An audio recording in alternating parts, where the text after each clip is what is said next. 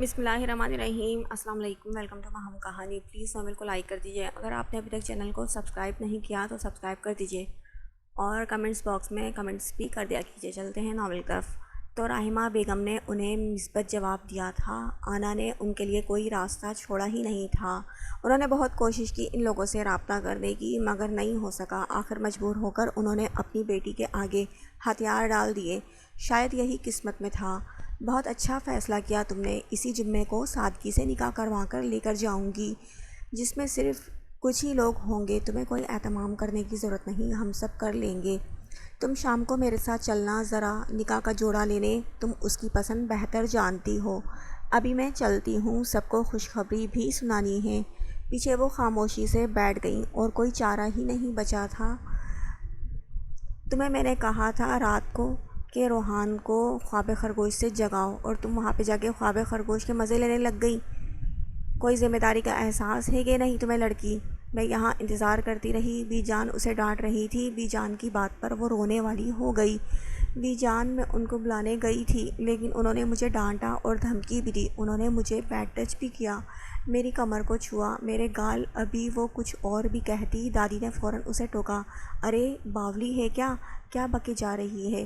پتہ بھی ہے تجھے؟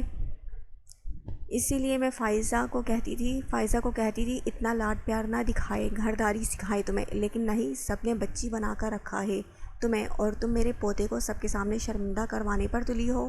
اس سے پہلے کہ دادی اسے اور ڈانٹتی اور سمجھاتی، باہر سے جلال مرزا کی آواز آنے لگی۔ دادی سے پہلے وہ بھاگتی ہوئی نکلی اور دادا جان کے سینے سے لگ گئی اور پھوٹ پھوٹ کر رونے لگی۔ دادا جان تو اپنی پوتی کے رونے پر ہی گھبرا گئے، اور روحان جو دادا جان کو لے کر آ رہا تھا وہ تو پریشانی سے اسے دیکھنے لگا۔ ارے میرا بچہ مت رو، دیکھو میں آ گیا ہوں نا، اتنے دن بھی تم سے دور نہیں رہا۔ اگر زیادہ یاد آ رہی تھی تو مجھے فون کر کے بلا لیتی۔ چلو رونا بند کرو، چپ ہو جاؤ۔ وہ اسے پچکارنے لگے۔ میں آپ کی وجہ سے نہیں رو رہی دادا جان۔ ان کی آواز سن کر فائزہ بیگم اور کمال صاحب بھی کمرے سے باہر آ گئے تھے اور اس کی بات پر مسکراہٹ روکنے لگے۔ روحان کے گالوں پر بھی ہلکے سے ڈمپل نمودار ہوا تھا اور چھپ دکھلا کے غائب ہو گیا، جبکہ دادا جان کو تو اپنی یہ سراسر بے عزتی محسوس ہوئی تھی، اسی لیے منہ بنا گئے۔ میں تو بی جان کی وجہ سے رو رہی ہوں، وہ مجھ سے پیار ہی نہیں کرتی، وہ صرف ازا آپو اور ان سے پیار کرتی ہیں، اس نے انگلی روحان کی طرف کر کے کہا، جبکہ ازا کے نام پر بی جان اور فائزہ بیگم نے امید بھری نظروں سے عالم صاحب کی طرف دیکھا، لیکن وہ نظریں چرا گئے۔ روحان تو اس کی دیدہ دلیری پر اسے گھورنے لگا۔ انہوں نے رات کو مجھے ڈانٹا، بہت گندے ہیں یہ، اپنے کمرے میں شرٹ کے بغیر تھے، انہوں نے مجھے بیڈ ٹچ کیا اور مجھے اس سے پہلے کہ وہ مزید گوہر افشانی کرتی، دادا جان نے اس کے منہ پر ہاتھ رکھ دیا۔ بی جان کل ہی ان کو روحان اور حالے کے نکاح کا فون پر بتا چکی تھی۔ باقی سب سٹ پٹا گئے۔ روحان تو دھواں دھواں ہو گیا، اس کا بس نہیں چلا، اس کو کس کر ایک لگائے۔ ابھی اسکول سے آئی تھی، سیدھے اپنی ماں کے کمرے میں وہ آنکھیں موندے چارپائی پر لیٹی تھی۔ وہ جانتی تھی وہ جاگ رہی ہے، اسی لیے دھیمے سے انہیں پکارا، امی کب آئیں تم؟ وہ اٹھ کر بیٹھی، آنکھیں لال ہو رہی تھی۔ ابھی آئی ہوں۔ آپ کو کیا ہوا ہے امی؟ طبیعت ٹھیک ہے نا؟ آپ کی آنکھیں کیوں لال ہو رہی ہیں؟ وہ ان کو پریشانی سے دیکھ کر پوچھنے لگی۔ ہاں بالکل ٹھیک ہوں، جمعے کو نکاح ہے تمہارا، شام کو راحیلہ کے ساتھ مارکیٹ جانا ہے، تمہارا جوڑا لینے، جلدی فریش ہو کر آؤ، کھانا لگاتی ہوں۔ وہ کہہ کر وہاں سے جانے لگی، ورنہ زیادہ دیر ضبط نہیں کر پاتی، آنسو چھلکنے کو بےتاب تھے۔ وہ خود پر ضبط کرتی بولی تھی۔ اس نے تڑپ کر امی کو پکارا اور کسی معصوم بچے کی طرح ان کی باہوں میں سما گئی۔ آپ کے ساتھ رہوں گی، آپ پریشان نہ ہوں، یہ فیصلہ ہم دونوں کے لیے بہتر تھا امی میں ہمیشہ آپ کے ساتھ رہوں گی، یہ انشاءاللہ فیصلہ بہتر ثابت ہوگا، آمین۔ چلو اب باہر آؤ جلدی سے، میں کھانا لگاتی ہوں۔ وہ آج ازا کو شاپنگ کروانے لایا تھا۔ شاپنگ کے بعد وہ ایک ریسٹورنٹ میں آ کر بیٹھے اور کھانا آرڈر کیا۔ زریان کی ایک کال آ گئی تھی، اسی لیے وہ کال ریسیو کرنے تھوڑا دور چلا گیا تھا۔ وہ بور ہو کر آس پاس نظر دوڑانے لگی کہ نظر سامنے ایک منظر پر اٹک گئی۔ سامنے ہی اس دن والا لڑکا کسی لڑکی کے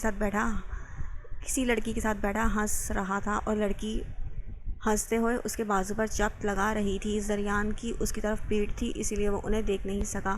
دلشیر جو خود پر کسی کی نظریں شدت سے محسوس کر رہا تھا، نظر اٹھا کر دیکھا تو وہ اسے ہی دیکھ رہی تھی۔ اس کے دیکھنے پر جلدی سے نظریں ہٹا لی۔ ہلکے گلابی کاٹن کے سوٹ پر گلابی ہی دوپٹہ سر پر اچھے سے ٹکائے، نیوی بلو شال اچھے سے خود پر اوڑھے، وہ بہت پیاری لگی۔ وہ ایک منظر اپنے ساتھ بیٹھی لڑکی پر ڈالی جو اس نے ایک نظر اپنے ساتھ بیٹھی لڑکی پر ڈالی جو اس کی کزن کے ساتھ منگیتر بھی تھی۔ بلو جینز کے ساتھ وائٹ ہاف والی شرٹ پہنے جو بمشکل اس کی کمر تک تھی، وائٹ ہیلز اور باب کٹ بالوں کے ساتھ خوبصورت نین نقش، اوپر سے نفاست سے کیے ہوئے میک اپ نے اسے مزید حسین بنا دیا تھا۔ سامنے بیٹھی اس لڑکی کی طرف اس کی توجہ جا رہی تھی۔ انجانے میں ہی وہ ان دونوں کا موازنہ کرنے لگا تھا، لیکن نہ جانے کیوں اسے اس میں کچھ بھی انٹرسٹ محسوس نہیں ہوا۔ کہاں کھو گئے؟ ملائکہ نے اس کی آنکھوں کے سامنے چٹکی بجائی تو وہ خیالوں سے باہر آیا۔ ارے کہیں نہیں، وہ سامنے زریان ہے، میں ذرا اس سے مل کر آتا ہوں، کچھ کام ہے۔ ارے رکو، میں بھی چلتی ہوں تمہارے ساتھ، اس نے کہا، لیکن وہ سنا انسنا کر کے آگے بڑھ گیا تو وہ بھی اس کے پیچھے چلی آئی تھی۔ ہیلو بڑی، یہاں کیسے ہو تم؟ اس نے زریان کے کندھے پر ہاتھ رکھا۔ میں عزا کو شاپنگ پر لے آیا تھا تو سوچا ڈنر کر کے گھر چلتے ہیں، لیکن تم یہاں کیسے؟ وہ اس سے بغلگیر ہوتے ہوئے پوچھنے لگا کہ سامنے سے ملائکہ نظر آئی جس نے آتے ہی زریان سے ہاتھ ملایا۔ ہم بھی ڈنر کے لیے ہی آئے تھے، دلشیر نے جواب دیا، جبکہ عزا تو ایسے بیٹھی تھی جیسے اس کے علاوہ وہاں کوئی نہ ہو۔ عزا، زریان نے اسے پکارا تو وہ اس کے پکارنے کا مقصد سمجھ کر فوراً سے کھڑے ہو کر ان کو سلام کیا۔ البتہ ہاتھ بڑھانے کی غلطی اس نے دوبارہ نہیں کی کہ وہ چھچورا آدمی پکڑ ہی نہ لے۔ زریان نے ان دونوں کا تعارف کروایا، یہ عزا، یہ میرا دوست دلشیر خان ہے اور یہ ان کی منگیتر پلس کزن ہے، اور یہ میری چھوٹی بہن عزا عالم ہے، اسٹڈیز کی وجہ سے میرے ساتھ یہیں رہتی ہیں۔ تعارف کے بعد اس نے ان دونوں کو بھی اپنے ساتھ ڈنر پر روک لیا اور دلشیر تو جیسے اسی انتظار میں تھا، خوشی خوشی وہیں بیٹھ گیا تھا، جبکہ ملائکہ کا موڈ خراب ہو گیا تھا۔ وہ دلشیر کے ساتھ اکیلے میں ٹائم اسپینڈ کرنا چاہتی تھی۔ پچھلے ایک مہینے سے وہ اسے ملنے کے لیے فورس کر رہی تھی، لیکن آج جا کر وہ مانا تھا اور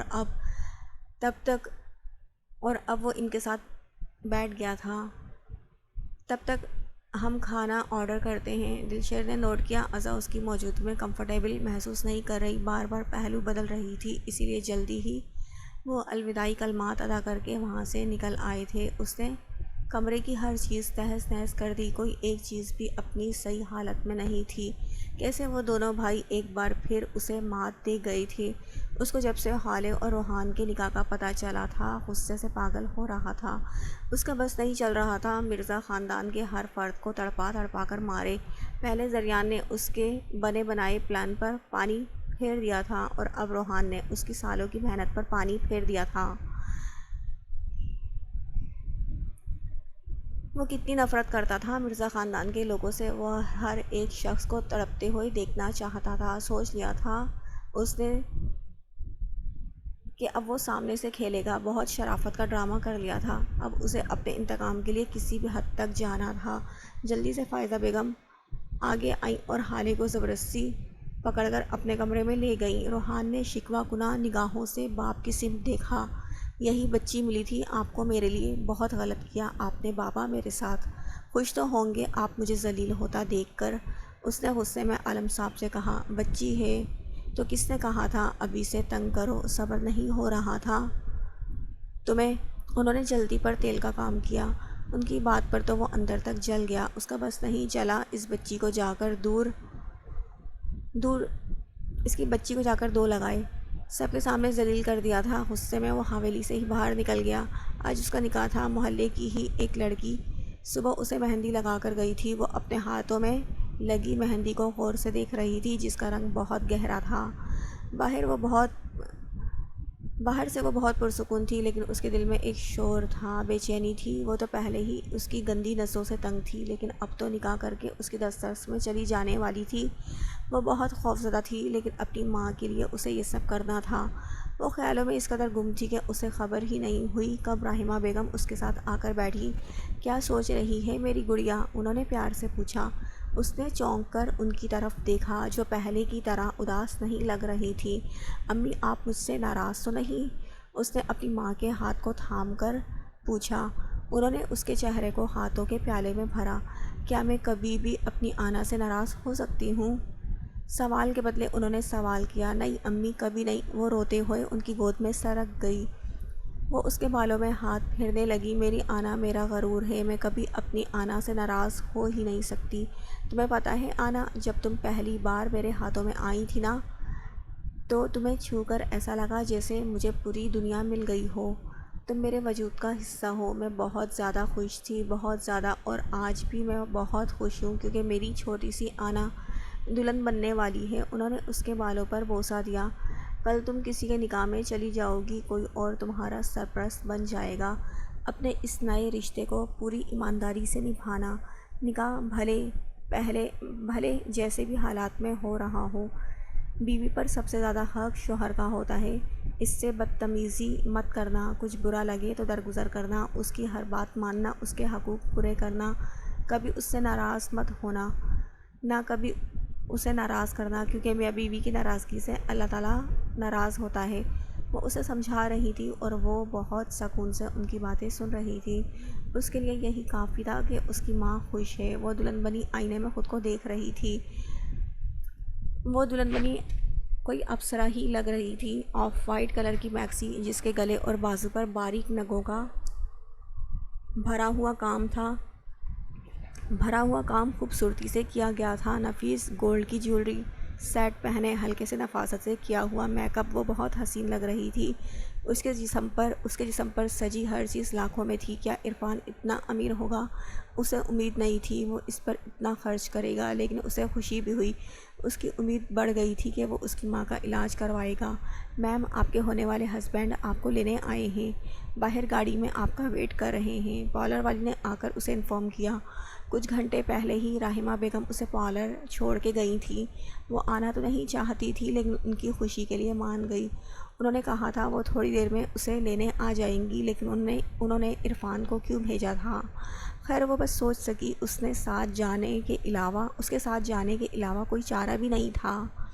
پارلر والی اسے اچھے سے چادر سے گھونگھٹ کر کے تھام کر باہر لائی اور بیک سیٹ پر بٹھا دیا۔ سیٹ پر بیٹھ کر گاڑی زن سے بھگا لے گیا۔ اس نے آگے بڑھ کر پارلر والی کو کچھ پیسے دیے تھے۔ دونوں نے ایک دوسرے کو مخاطب نہیں کیا۔ منزل پہ پہنچ کر اس نے گاڑی روکی اور گھوم کے اس کی سائیڈ کا دروازہ کھولا۔ اسے بازو سے پکڑ کر آگے بڑھ گیا۔ اس کی گرفت اس کے بازو پر بہت سخت تھی۔ اسے کچھ نظر نہیں آ رہا تھا، لیکن یہ خاموشی اور چمچماتی سنگ مرمر کی فرش اس کے گھر کی تو نہیں تھی۔ اس سے پہلے کہ وہ سمجھتی، وہ اسے لیے ہال میں آیا اور اس کا بازو چھوڑا۔ اس کا دل سوکھے پتے کی طرح لرز رہا تھا، کچھ انہونی کا پتہ دے رہا تھا۔ اس نے جھٹکے سے اپنا گھونگھٹ الٹ دیا اور سامنے کھڑے شخص پر جب نظر پڑی، وہ پتھر کی ہو گئی۔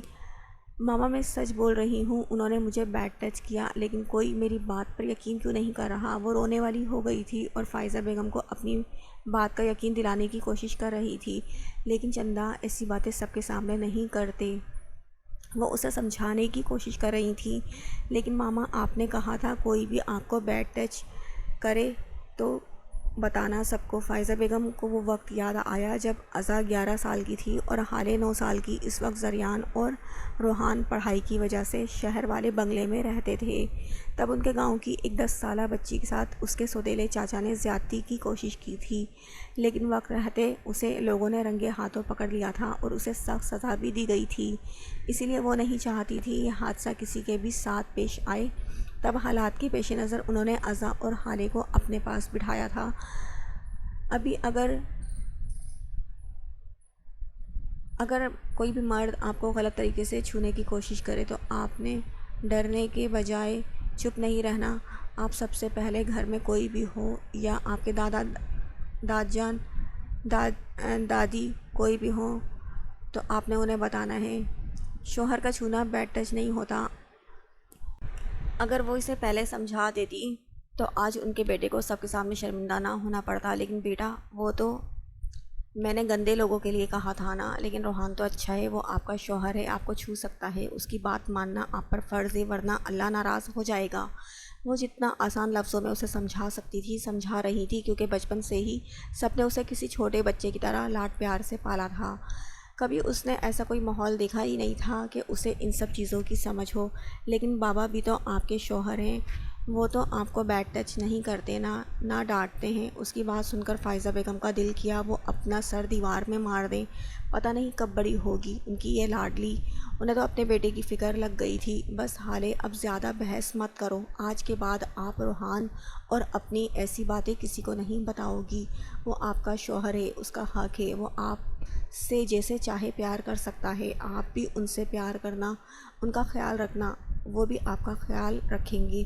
سنو، انہوں نے سختی سے کہا۔ سمجھ گئی نا؟ انہوں نے اس کے چہرے کو غور سے دیکھتے ہوئے پوچھا، جہاں اس کے گالوں پر ہلکا ہلکا گلابی پن تھا۔ اس نے اس بات میں سر ہلایا۔ انہیں خوشی ہوئی، چلو سب نہ سہی، کچھ تو وہ سمجھ گئی تھی۔ وہ کون تھا؟ اس سے پہلے تو اس نے کبھی اسے نہیں دیکھا تھا۔ سفید شلوار قمیص پہنے، کندھوں پر براؤن شال لیے، 6 فٹ سے نکلتا قد، ماتھے پر بکھرے بال، سبز گہری آنکھیں جس سے وہ اسے ہی گھور رہا تھا، مغرور ناک، بھینچے لب، ہلکی بیڈ۔ وہ بہت پرکشش شخص تھا۔ کون تھا وہ؟ اسے کیوں لایا تھا؟ لیکن وہ کون تھا؟ وہ اسے کیوں لایا تھا؟ کیا وہ اغوا ہو گئی تھی؟ یہ سوچ ہی اس کی جان نکالنے لگی تھی۔ کون ہیں آپ؟ کانپتے ہوئے اس نے پوچھا، جو اسے ہی گھورنے میں مصروف تھا۔ اس کی نظریں اسے اپنے جسم کے آر پار ہوتی محسوس ہوئیں۔ زریان عالم اس کا نام تھا، یا کوئی پہاڑ جو اس کے سر پر گرا تھا؟ یہ وہ نام تھا جو وہ بچپن سے اپنی ماں کے منہ سے سنتی آ رہی تھی، لیکن یہی وہ نام تھا جو وہ کبھی سننا نہیں چاہتی تھی۔ وہ بے یقینی سے اسے دیکھ رہی تھی۔ تو کیا اس نے اپنے پیسوں کے بل بوتے پر اسے اغوا کر لیا تھا؟ تھوڑی دیر میں ہمارا نکاح ہے، جتنی جلدی ہو سکے آپ خود کو پریپیئر کر لیں، اس نے سرد لہجے میں کہا اور پلٹ گیا۔ وہ ابھی ایک صدمے سے نکل بھی نہیں پائی تھی، ایک اور صدمہ۔ وہ جلدی سے اس کے پیچھے بھاگی۔ دیکھیں، میں آپ کو نہیں جانتی، پلیز مجھے جانے دیں۔ آپ کو کوئی غلط فہمی ہوئی ہے، آپ غلطی سے مجھے لے آئے ہیں، پلیز مجھے جانے دیں۔ میرا نکاح ہے، میری امی انتظار کر رہی ہیں گھر میں، اگر میں وہاں نہیں گئی تو میری امی پریشان ہو جائیں گی، پلیز مجھے جانے دیں۔ وہ روتے ہوئے اس کے پیچھے چلتے منتیں کر رہی تھی، لیکن وہ رکا نہیں اور باہر نکل گیا۔ اس نے پورچ پہ کھڑے گارڈ سے کچھ کہا اور گاڑی میں بیٹھتے باہر نکل گیا، اور گارڈز نے اس کا راستہ روک لیا، لیکن نظر اٹھا کر دیکھنے کی ہمت نہیں کی۔ میم پلیز آپ اندر جائیں، پلیز بھائی مجھے جانے دیں، میری امی پریشان ہو رہی ہوں گی، پلیز مجھے جانے دیں۔ وہ ہاتھ جوڑے منتیں کر رہی تھی۔ دیکھیں میم، آپ اندر جائیں، ہم آپ کی کوئی مدد نہیں کر سکتے۔ لیکن وہ خود اپنے مالک کے حکم کے غلام تھے، وہ کیسے اس کی مدد کرتے؟ وہ سمجھ گئی تھی اب وہ یہاں سے نکل نہیں سکتی جب تک کہ زریان اسے خود نہیں چھوڑتا۔ وہ اسے ان مردوں کے بیچ کھڑے رہنا مناسب نہیں لگا، اسی لیے لاؤنج میں آتے روتے ہوئے بیٹھتی چلی گئی۔ اسے اس وقت بس اپنی ماں کی فکر تھی، پتہ نہیں کس حال میں ہوں گی وہ، لوگوں نے کیا کیا باتیں بنائی ہوں گی اس کے غائب ہونے پر۔ اسے نفرت تھی اس خاندان سے جس نے ان ماں بیٹی کو دربدر کیا۔ اس کے باپ نے اپنی امیری کے غرور میں اس کی ماں کو کھلونے کی طرح استعمال کر کے پھینک دیا۔ نہ جانے اسے روتے روتے کتنا وقت گزر گیا۔ اسے اپنے پیچھے سے قدموں کی آہٹ سنائی دی۔ وہ جانتی تھی آنے والا کون ہے، اسی لیے اٹھتے ہی مڑ کر اس کا گریبان پکڑ لیا۔ وہ کیا چاہتے ہو تم؟ کیوں مجھے یہاں لے آئے ہو؟ صرف مجھے بدنام کرنے کے لیے؟ کیا بگاڑا ہے ہم نے تمہارا؟ میری ماں تو تمہارا نام لیتے نہیں تھکتی، اور تم نے ان کی ہی عزت کو بھرے بازار میں رسوا کر دیا۔ وہ غصے سے چیخ رہی تھی، سوجی آنکھیں، کسی کا بھی ایمان ڈگمگا سکتی تھی۔ سسکتے ہونٹ، ہاتھ ہٹاؤ۔ وہ جب بولا تو آواز سخت تھی۔ ایک پل کو وہ بھی گھبرا گئی تھی، لیکن اگلے ہی لمحے خود پر قابو پایا۔ کیوں تمہارا گریبان نہیں پکڑ سکتی؟ وہ بھی اسی طرح بولی تھی۔ اچھا، عزت میں ہاتھ ڈالنا کسے کہتے ہیں میں بتاؤں تمہیں؟ یہ کہتے ہی اس نے اس کے دونوں ہاتھ پکڑ کر اس کی کمر سے لگا کر اسے اور قریب کر لیا۔ اسے اپنے ماتھے پر اس کی سانسوں کی گرماہٹ محسوس ہوئی۔ لیکن اس کی گرفت، اس نے بہت پیچھے ہٹنے کی بہت کوشش کی، لیکن اس کی گرفت بہت مضبوط تھی۔ اسے اس کی بے باک نظروں سے بہت خوف محسوس ہوا۔ اس نے خود کو چھڑوانے کی بہت کوشش کی۔ اس کی مزاحمت پر اس نے آرام سے اسے خود سے الگ کیا، لیکن اس کا ہاتھ نہ چھوڑا اور اسے کمرے میں لا کر چھوڑا۔ ریڈی ہو جاؤ، مولوی صاحب آنے والے ہیں، آپ میرے ساتھ زبردستی نہیں کر سکتے، نفرت کرتی ہوں میں آپ سے، میں یہ نکاح کسی صورت نہیں کروں گی، گھن آتی ہے مجھے آپ سے، آپ کی نظروں سے، آپ کے وجود سے۔ چیختے چیختے اس کا گلا بیٹھ گیا تھا، اس کی سوجی آنکھیں اس کے رونے کا پتہ دے رہی تھی، لیکن سامنے والے پر اس کے رونے اور چیخنے کا کوئی اثر نہیں ہوا۔ اس چہرے پر اطمینان قابل دید تھا۔ اوکے، چوائس از یور، فیصلہ تمہارا اپنا ہے۔ ایسے تو پھر ایسے ہی صحیح، مجھے تمہارا فیصلہ دل و جان سے قبول ہے۔ رہنا تو تمہیں اسی گھر میں ہے، اب نکاح کر کے رہو یا نکاح کے بغیر۔ اس کی گمبھیر آواز کمرے میں گونجی۔ آپ کو کیڑے پڑے، آپ غریب ہو جاؤ، آپ گنجے ہو جاؤ، آپ کو کبھی کوئی بھی خوشی نہ ملے، آپ مر جاؤ مر جاؤ مر جاؤ۔ اس وقت اسے جتنی بددعائیں آتی تھیں روتے ہوئے سب دے ڈالی۔ جب کچھ نہ بن پڑا، گھٹنوں میں سر دیے رونے لگی۔ اٹھو، اپنی حالت صحیح کرو، اس نے پکارا۔ تم سے نکاح نہیں کرنا، تم مجھے مار دو لیکن مجھے نکاح نہیں کرنا، وہ چیخی تھی۔ اوکے، ہمیشہ کے لیے اپنی ماں کو بھول جانا تم، کیونکہ یہاں سے تو تم نکاح کے بغیر نکل نہیں سکتی، اور پتہ نہیں اس وقت وہ کس حال میں ہوں گی، اسی لیے اگر ان سے ملنا چاہتی ہو تو اٹھو، اپنی حالت درست کرو، 5 منٹ میں مولوی صاحب آئیں گے تو شرافت سے نکاح نامے پر سائن کر دینا۔ وہ کہہ کر باہر چلا گیا۔ اس کے پاس نکاح کرنے کے سوا کوئی راستہ نہیں تھا، اسے بس یہاں سے نکلنا تھا اور اپنی ماں سے ملنا تھا۔ پتہ نہیں ان کا کیا حال ہوا ہوگا۔ کچھ ہی دیر میں اس نے اپنے تمام جملہ حقوق اس ظالم شخص کے سپرد کر دیے تھے۔ نکاح نامے پر سائن کرتے ہوئے وہ اتنا روئی کہ مولوی صاحب کو بھی اس لڑکی پر رحم آ گیا، لیکن وہ زریان کو بہت اچھے سے جانتے تھے کہ وہ کچھ غلط نہیں کرے گا۔ ریشمہ ان کی پرانی ملازمہ تھی اور آج اس کی بیٹی کی شادی تھی جو عزا کی عمر کی تھی۔ وہ اکثر اپنی ماں کے ساتھ آ جاتی تھی۔